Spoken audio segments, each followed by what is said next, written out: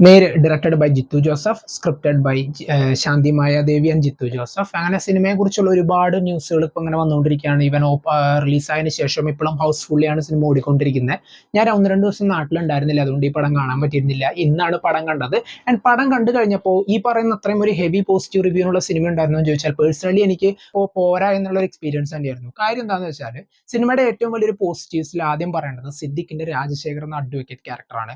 Recent ടൈംസിൽ അദ്ദേഹം ചെയ്തിട്ടുള്ള one of the best character എന്ന് തന്നെ എനിക്ക് പറയാനുള്ളൂ. കാരണം ആ ഒരു ക്യാരക്ടർ ആസ് എ പ്രൊഫഷണൽ, അല്ലെങ്കിൽ തന്റെ സാക്ഷിക്കൂട്ടിലുള്ള ഒരു കേസിന്റെ ബേസ് ചെയ്തിട്ടുള്ള ഒരു സാക്ഷീനെ, അല്ലെങ്കിൽ ആ ഒരു ആളെ എങ്ങനെ എക്സാമിൻ ചെയ്യുമ്പോൾ എങ്ങനെ ക്വസ്റ്റ്യൻ ട്വിസ്റ്റ് ചെയ്തിട്ട് ചോദിക്കാം, അല്ലെങ്കിൽ ഒരു എക്സ്പീരിയൻസ്ഡ് ആയിട്ടുള്ള ലോയറുടെ എല്ലാ മാനറിസവും കൊണ്ടുവരാൻ അദ്ദേഹത്തിന് പറ്റി എന്നുള്ളതാണ് ഏറ്റവും വലിയ പോസിറ്റീവ്.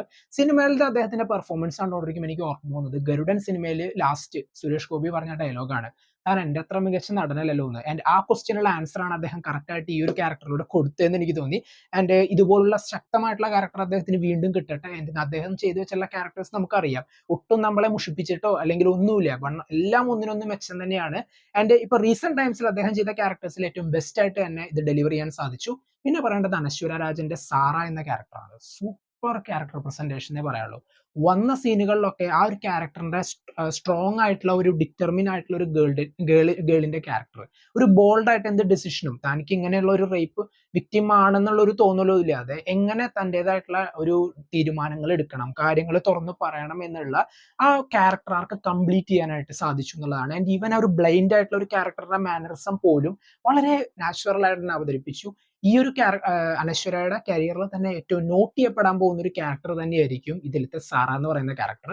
ആൻഡ് ഇതുപോലുള്ള റോളുകൾ ഇനിയും കിട്ടട്ടെ. And all the best to ഇപ്പോൾ സിദ്ദിഖ് ആയാലും അനശ്വരാജനായാലും നല്ല ആ പാർട്ടൊക്കെ നന്നായിട്ട് തന്നെ ചെയ്തു. ആൻഡ് മോഹൻലാലിലേക്ക് വരികയാണെങ്കിൽ വിജയമോഹൻ എന്ന അഡ്വക്കേറ്റിന്റെ ക്യാരക്ടർ അദ്ദേഹം 5 വർഷത്തിന് ശേഷം 5 വർഷങ്ങളോളായി ഒരു ട്രയൽ അറ്റൻഡ് ചെയ്തിട്ട്, ആൻഡ് ആ ഒരു ട്രയൽ അറ്റൻഡ് ചെയ്യാത്തതിന്റെ ആ ഒരു ടച്ച് വിട്ടുപോയ കുറെ സീൻസ് ഈ സിനിമയിലുണ്ട്. ഈവൻ ഫസ്റ്റ് ഹാഫിൽ ഫസ്റ്റ് ടൈം ഈ അനശ്വരനെ സിദ്ദിഖ് ക്രോസ് എക്സാമിൻ ചെയ്യുന്ന ഒരു സീനിൽ കയറി ഇടപെടുമ്പോൾ പോലും താൻ നിസ്സഹായാവസ്ഥയിൽ പെടുന്ന ആ ഒരു സീൻസ് ഒക്കെ വളരെ വെല്ലായിട്ട് തന്നെ സെറ്റ് ചെയ്യാനായിട്ട് അദ്ദേഹത്തിന് സാധിച്ചു. ഇപ്പൊ റീസെന്റ് അദ്ദേഹത്തിന്റെ പെർഫോമൻസുകൾ പല സിനിമകളും ഇപ്പൊ നമ്മൾ ഡിസപ്പോയിന്റ് ചെയ്തെങ്കിലും, പെർഫോമൻസ് കൊണ്ടായാലും അതിന്റെ ആ സിനിമയുടെ സക്സസ് കൊണ്ടായാലും ഡിസപ്പോയിന്റ് ചെയ്തെങ്കിലും, ഈ ഒരു സിനിമയിലത്തെ ക്യാരക്ടർ അദ്ദേഹത്തിന്റെ റീസെന്റ് ടൈംസിൽ അത്യാവശ്യം ബെറ്റർ ആയിട്ടുള്ള ഒരു പെർഫോമൻസ് തന്നെയായിരുന്നു. എന്റെ എടുത്തു പറയേണ്ടത് ഈ പറയുന്ന ആ ഒരു ടെൻഷനോട് കൂടിയിട്ട് ആ ഒരു കേസിന്റെ ട്രയലിൽ ഇങ്ങനെ പോകും തോറും സ്റ്റക്കായി പോകുന്ന സീൻസ് ഒക്കെ വളരെ വെല്ലായിട്ട് തന്നെ അദ്ദേഹം ചെയ്തു എന്നുള്ളത് തന്നെയാണ്.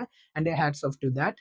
അതുപോലെ തന്നെ ഈ സിനിമയുടെ ഫസ്റ്റ് ഹാഫിൽ ഇന്റർവെല്ലിന് തൊട്ട് മുന്നേ വരെ സിനിമ നല്ല രീതിയിൽ തന്നെ എൻഗേജ് ചെയ്യിപ്പിച്ചു എന്നുള്ളതാണ്. പ്രത്യേകിച്ച് ഇപ്പൊ ഞാൻ നേരത്തെ പറഞ്ഞ പോലെ അനശ്വര രാജനെ ക്രോസ് എക്സാമിൻ ചെയ്യുന്ന ഒരു സീൻ സിദ്ദിഖ്, ശരിക്കും തിയേറ്ററുകളിൽ ഫുള്ള് ഒരു അപ്ലോസ്, കയ്യടിയും ബഹളവും ഒക്കെ ഉണ്ടായ ഒരു സീൻ തന്നെയായിരുന്നു അത്. ആൻഡ് അത് വളരെയധികം മികച്ചു തന്നെ നിന്നിരുന്നു. ആൻഡ് ഇതൊക്കെയായിരുന്നു എനിക്ക് സിനിമയിൽ വളരെയധികം ഇൻട്രസ്റ്റിംഗ് ആയിട്ട് തോന്നിയൊരു കാര്യങ്ങൾ. ഇനി നെഗറ്റീവിലേക്ക് വന്നു കഴിഞ്ഞാൽ ഇപ്പൊ ഞാൻ നേരത്തെ പറഞ്ഞു ഇന്റർവെല് വരെ എനിക്ക് ഈ സിനിമ ഇഷ്ടപ്പെട്ടു, അല്ലെങ്കിൽ ഇന്റർവെലിന് തൊട്ട് മുന്നേ വരെ സിനിമ ഞാൻ എൻജോയ് ചെയ്തു. പക്ഷേ ഇന്റർവെലിന് ശേഷം സിനിമയുടെ ആകെ കൂടി കയ്യിന്ന് പോയൊരു അവസ്ഥയായിരുന്നു. ഈവൻ അഭിഭാഷകന്റെ കേസ് ഡയറി എന്ന് പറഞ്ഞ സിനിമയുടെ ആ ഒരു എന്താ പറയുക, ഒരു എവിഡൻസ് റീക്രിയേറ്റ് ചെയ്യുക എന്നുള്ള ഒരു സീനിലേക്കായിരുന്നു ഈ സിനിമ പോകുന്നതായിട്ട് കണ്ടത്. ആൻഡ് ഈ ഒരു റേപ്പ് ചെയ്ത ആള് അറ്റ് എ ടൈം ഈ ഒരു സംഭവം നടക്കുമ്പോൾ വേറെ സ്ഥലത്ത് ഉണ്ടായിരുന്നു എന്ന് ഇവരുടെ ഈ ആളുടെ കുറച്ച് ഫ്രണ്ട്സ് പറയുന്ന ഒരു സീൻ ഉണ്ടായിരുന്നു. പക്ഷെ ആ ഒരു ആൾക്കാർ അങ്ങനെ പറയുമ്പോൾ പോലും പല കാര്യങ്ങളും ചെക്ക് ചെയ്യാൻ അപ്പുറത്തുണ്ടായിരുന്നു. ഈവൻ അവരുടെ സോഷ്യൽ മീഡിയ അക്കൗണ്ട്സും, അല്ലെങ്കിൽ അവരുടെ എന്താ പറയുക, അവർ വർക്ക് ചെയ്യുന്ന ഫേമുകളിലൊക്കെ പോയിട്ട് അന്വേഷിക്കുക, അങ്ങനെയുള്ള കാര്യങ്ങളൊന്നും ചിന്തിക്കാതെ ജസ്റ്റ് ഒരു ചോദ്യോത്തരം മാത്രമായിട്ട് അവിടെ നിന്നു എന്നുള്ളതാണ്.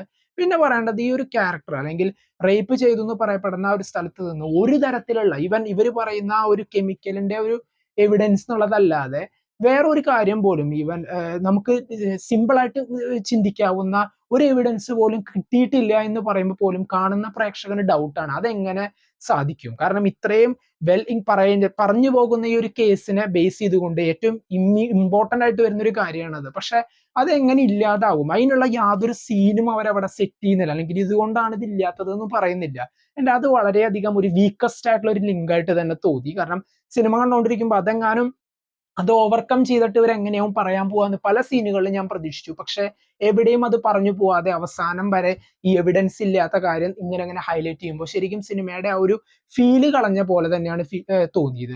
ആൻഡ് ഇപ്പോ ക്യാരക്ടറിന്റെ അവസാനം ഇപ്പൊ ഈ ഒരു കാര്യങ്ങളൊക്കെ ഇങ്ങനെ പറഞ്ഞു പോകുമ്പോഴും സെക്കൻഡ് ഹാഫിലേക്ക് പോകുമ്പോൾ ഈവൻ ക്ലൈമാക്സ് ആയാൽ പോലും ഒരു ബെറ്റർ എൻഡിങ് പ്രതീക്ഷിച്ചു. അത് ആ ഒരു ഏച്ച് കെട്ടൽ, ഒരു മുഴച്ചു കെട്ടി നിൽക്കുന്ന ഒരു അവസ്ഥയായിരുന്നു സിനിമ. പടം കണ്ടു കഴിഞ്ഞപ്പോ യാതൊരു അപ്പോൾ ഫസ്റ്റ് ഹാഫിന്റെ ആ ഒരു ഇന്റർവെൽ പോർഷന് മുന്നേ വരെ കിട്ടിയ ഒരു ഫീല് ഈവൻ ക്ലൈമാക്സിന് ഞാൻ കിട്ടുമെന്ന് പ്രതീക്ഷിച്ചു. പക്ഷെ അവിടെ എവിടെയും ആ ഒരു ഫീൽ ഉണ്ടായിരുന്നില്ല എന്നുള്ളതാണ്.